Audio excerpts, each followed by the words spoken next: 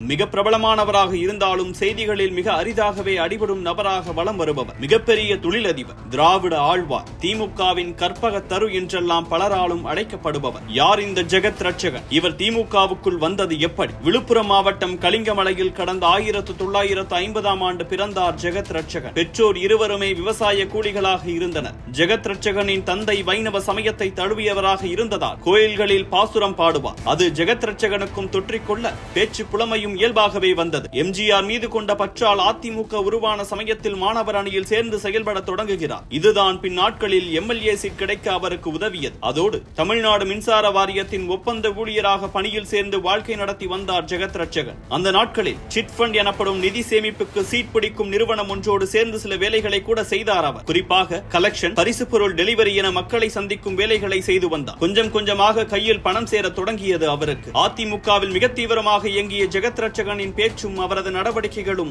RM. Veerappan உள்ளிட்ட இன்னும் பல கட்சியின் நிர்வாகிகளை ஈர்த்தது. அப்போது மாணவர் அணியின் முக்கிய நிர்வாகிகளாக ஜெகத் ரட்சகன், ஏவா வேலு, ஏசி சண்முகம் உள்ளிட்டோர் இருந்தனர். மாணவர் அணி செயலாளராக இருந்த ஆத்தூர் வெள்ளைச்சாமியோடு மிகவும் நெருக்கமாக இருந்தார் ஜெகத் ரட்சகன். அப்போதுதான் 1980ஆம் ஆண்டு தமிழ்நாடு சட்டமன்றத்துக்கு தேர்தல் அறிவிக்கப்பட்டது. அதில் போட்டியிட நினைத்து சீட் கேட்டார் ஜெகத் ரட்சகன். கூடுதலாக முக்கிய நிர்வாகிகளின் சிபாரிசும் இருந்ததால் அந்த தேர்தலில் உத்திரமேரூர் தொகுதியில் போட்டியிட அவருக்கு வாய்ப்பு கிடைத்தது. கிடைத்த வாய்ப்பை கெட்டியாக பிடித்துக் கொண்டு அதில் வென்றார் அவர். ஏழை குடும்பத்தில் பிறந்த அவரது வாழ்க்கை ஏற்றம் கண்டது இதற்கு பிறகுதான். அரசியலில் இருந்தாலும் தொழில் செய்ய வேண்டும் என்ற ஆர்வம் அவருக்கு இயல்பிலேயே இருக்க ஏதேனும் சிறிய சிறிய தொழில்களையும் செய்ய தொடங்கினார். கட்சியில் மெல்ல மெல்ல பல முக்கிய நிர்வாகிகளை தெரிந்து கொள்ள தொடங்கினார். குறிப்பாக எம்ஜிஆருக்கு நெருக்கமாக இருந்த ஆர்.எம். வீரப்பன். இதனால் 1984இல் நடந்த நாடாளுமன்ற தேர்தலில் செங்கல்பட்டு தொகுதியில் போட்டியிட ஜெகத் ரட்சகனுக்கு வாய்ப்பு கொடுக்கப்பட்டது. எம்ஜிஆரின் உதவியோடு எம்பியான ஆர்.எம். வீரப்பனின் சிபாரிசும் எம்ஜிஆர் வைத்திருந்த நம்பிக்கையும் சேர்ந்து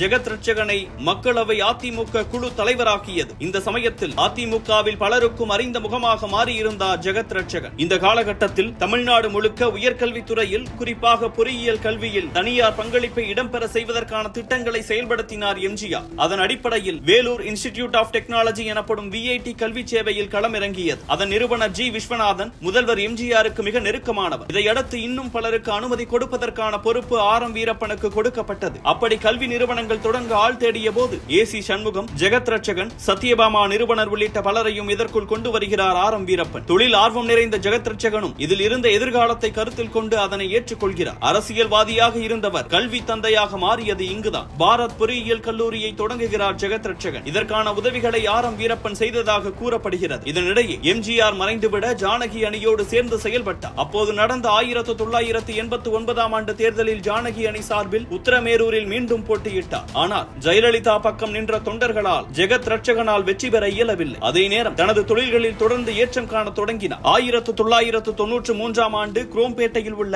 சில குரோம் லெதர்ஸ் நிறுவனத்தின் சொத்துகள் வங்கி சார்பில் ஏலம் விடப்பட்டன. அதை அறிந்து கொண்ட ஜெகத் ரட்சகன் தன்னுடைய தொழில் நண்பர்கள் சிலரோடு சேர்ந்து அதனை ஏலத்தில் வாங்கி விடுகிறார். அந்த இடத்தில்தான் இப்போது பாலாஜி மெடிக்கல் காலேஜ், ரேலா மருத்துவமனை உள்ளிட்ட பல கட்டுமானங்கள் இருக்கின்றன. ஒரு கட்டத்தில் மற்றவர்கள் பிரிந்துவிட மொத்தத்தையும் தானே வாங்குகிறார் ஜெகத் ரட்சகன். இந்நிலையில் அதிமுகவை ஜெயலலிதா முழுமையாக கைப்பற்றிவிட அவரோடு இணக்கமாக இல்லாத ஆர்.எம். வீரப்பன் 1995ஆம் ஆண்டு ஒரு புதிய கட்சியை தொடங்குகிறார். அதற்கு எம்ஜிஆர் கழகம் என பெயரிடப்பட்டது. இதன் பொதுச் செயலாளராக நியமிக்கப்பட்டார் ஜெகத் ரட்சகன். ஏனெனில் ஜெகத் ரட்சகனின் அரசியல் மற்றும் பொருளாதார வளர்ச்சிக்கு காரணமாக இருந்தவர் ஆர்.எம். அதிமுகவை எதிர்த்து அரசியல் செய்ய முடியாவிட்டாலும் கட்சியை தொடர்ந்து நடத்தி வந்தார் ஆர்.எம். அப்போது 1999ஆம் ஆண்டு மக்களவை தேர்தல் அறிவிக்கப்பட்டது. இந்த தேர்தலில் திமுக தலைவர் கருணாநிதியிடம் பேசி ஜெகத் ரட்சகனுக்கு சீட் வாங்கி கொடுத்தார் ஆர்.எம். வீரப்பன். உதயசூரியன் சின்னத்தில் நிற்க வேண்டும் என்ற நிபந்தனையோடு சீட் வழங்கப்பட்டது. வெற்றி பெற்று எம்பியான ஜெகத் ரட்சகனுக்கு திமுகவோடு நெருக்கம் அதிகரித்தது. ஆனாலும் 2004ஆம் ஆண்டு மக்களவை தேர்தலில் மீண்டும் தனக்கு தேர்தலில் போட்டியிட வாய்ப்பு கிடைக்கும் என நினைத்திருந்தார் ஜெகத் ரட்சகன். ஆர்.எம். வீரப்பனும் கலைஞரிடம் பேசினார். ஆனால் திமுக கூட்டணியில் பாமக இணைந்ததால் அரக்கோணம் தொகுதி அக்கட்சியை சேர்ந்த வேலு என்பவருக்கு ஒதுக்கப்பட்டது. இதனால் பாமகவை எதிர்த்து அரசியல் செய்ய நினைத்தார் ஜெகத் ரட்சகன். மேற்கு மாவட்டங்களில் மிக வேகமான வளர்ச்சியோடு தன்னை முழுமையாக வன்னியர் சமூக மக்களின் பிரதிநிதியாகவே நிலைநிறுத்திக் கொண்டிருந்தார் ராமதாஸ். தனக்கு தேர்தலில் போட்டியிட வாய்ப்பு கிடைக்காததற்கு பாமக காரணம் என நினைத்த ஜெகத் 2004ஆம் ஆண்டு வீர வன்னியர் பேரவை என்ற அமைப்பை உருவாக்கினார். அமைப்பு இருந்தாலும் கூட ராமதாஸ் அளவுக்கு ஜெகத் ரட்சகனால் செயல்பட இயலவில்லை. இந்நிலையில் தான் பங்கு பெற்ற பல்வேறு நிகழ்ச்சிகளில் கலைஞரையும் ஸ்டாலினையும் புகழ்ந்து பேச தொடங்கினார் ஜெகத் ரட்சகன். திமுகவில் இணைய போகிறார் என பலரும் எதிர்பார்க்க 2009ஆம் ஆண்டு தன்னுடைய அமைப்பை திமுகவோடு இணைத்தார் ஜெகத் ரட்சகன். திமுக கூட்டணியை விட்டு விலகிய பாமக பாமக அதே அரக்கோணம் தொகுதியில் மீண்டும் தன்னுடைய வேட்பாளர் வேலுவை நிறுத்தியது. அவருக்கு எதிராக ஜெகத் ரட்சகனை நிறுத்துவதே சரியாக இருக்கும் என நினைத்து வாய்ப்பு கொடுத்தார் கலைஞர். அவரும் கொடுத்த வாய்ப்பை சரியாக பயன்படுத்தி வெற்றி பெற்றார். தன்னுடைய முந்தைய தோல்விக்கு பழி தீர்த்துக் கொண்டார். அரசியலில் ஒரு பக்கம் கவனம் செலுத்தி வந்தாலும் இந்த இடைப்பட்ட காலத்தில் 3 மருத்துவக் கல்லூரிகள், புதுச்சேரியில் ஒரு கல்லூரி, பொறியியல் கல்லூரி, நிகர்நிலை பல்கலைக்கழகம் என வளர்ச்சி அடைகிறார். மேலும் அக்காட் குழுமத்தை தொடங்கி ஹோட்டல் பிசினஸிலும் இறங்குகிறார் ஜெகத் ரட்சகன். இந்த குழுமமே திமுக ஆட்சியின் போது சாராய ஆலை அமைக்க அனுமதி பெற்றது. இதனிடையே 2009ஆம் ஆண்டில் எம்பியான ஜெகத் ரட்சகனுக்கு மத்திய அமைச்சராகும் வாய்ப்பு கொடுத்தது. ஆனால் இந்த அமைச்சர் பதவியே சில வழக்குகளில் அவர் சிக்கவும் காரணமாக அமைந்தது. குறிப்பாக நிலக்கரி சுரங்க ஒதுக்கீடுகளை தன்னுடைய நிறுவனம் பெறுவதற்கு பதவியை பயன்படுத்தியதாக குற்றஞ்சாட்டப்பட்டது. மருத்துவ இடம் கொடுப்பதற்கு 20 லட்சம் நன்கொடை பெற்றதாக ஒரு சோதனை நடத்தப்பட்டது. சொத்து குவித்ததாக 2 வழக்குகள் தொடுக்கப்பட்டன. இவை எல்லாமே ஜெகத் ரட்சகன் மத்திய அமைச்சராக இருந்தபோது எழுந்த குற்றச்சாட்டுகள். அரசியல்வாதியாக இருந்தாலும் எப்போதும் தொழில் சார்ந்த விஷயங்களிலேயே மிகவும் கண்ணும் கருத்துமாக இருப்பார் ஜெகத் ரட்சகன். எங்கு சென்று யாரை சந்தித்தால் அனுமதி கிடைக்கும் என தெரிந்து வைத்திருப்பார். 2011ஆம் ஆண்டு ஜெயலலிதா ஆட்சி அமைந்ததும் சாராய ஆலை உற்பத்தி தொடர்பான அனுமதி தாமதமாக ஓராண்டுக்கு மேல் பொறுத்து பார்த்தார். கடன் வாங்கிவிட்டு தொழில் செய்யவில்லை என வங்கி நோட்டீஸ் அனுப்ப அதையே வைத்து தீர்ப்பாயம் மூலம் அனுமதி பெற்றார் ஜெகத் ரட்சகன். இவை எல்லாம் ஒரு பக்கம் இருக்க, ஆன்மீகத்திலும் மிகுந்த ஈடுபாடு கொண்டவராக வலம் வந்த திமுக காரராகவும் கலைஞருக்கு நெருக்கமானவராகவும் இருந்தார் ஜெகத். தக்கராய் பிறந்தார்க்கெல்லாம் அடியேன், பரமனை பாடுவார்க்கெல்லாம் அடியேன், சித்தத்தை சிவன் மேலே வைத்தார்க்கெல்லாம் அடியேன், திருவாரூர் பிறந்தார்க்கு அடியேன் என அடுக்குமொழியில் கலைஞர் முன் பேசி அவரையே திகைக்க வைத்தார். அதோடு நில்லாமல் 4000 திவ்ய பிரபந்தத்தை கோபாலபுரத்தில் பாட வைத்து காட்டினார்